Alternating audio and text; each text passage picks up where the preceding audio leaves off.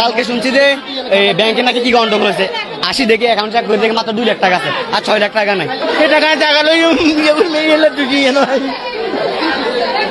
দিনের আলোর মতো সত্য, এটা হচ্ছে বাংলাদেশ জামাত ইসলামের ব্যাংক। আঙুর টাকা কোনে গেছে কোন আঙুর টাকার দরকার, আঙুর টাকার দরকার, আমরা ভাগলে কিছু মনে করি কিলের কম করি মন মাছ করি 10 লাখ টাকা উঠবে, এখন 1 টাকাও নাই।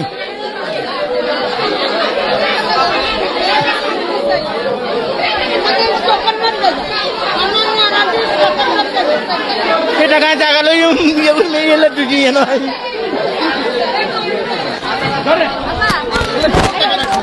এগুলো ছেলে হাঁটাইছে বাইরে তুলছে এই টাকা ওমান থেকে ওমান টাকা।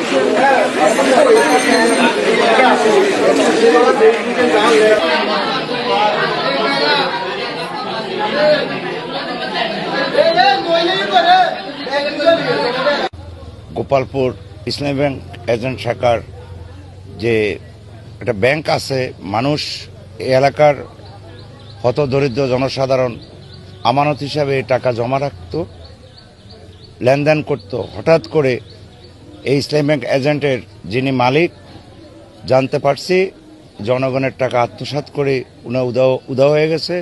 আমি আশা রাখি এবং প্রশাসনের দৃষ্টি আকর্ষণ করছি যেন সাধারণ মানুষের যে আমানতের টাকা তদন্ত করে উদ্ধার করে দেওয়ার জন্য এলাকা মানুষের গরিবদের আমানতের টাকা যেন ফিরে দেওয়া হয়, সেই যেন ব্যবস্থা করা হয়।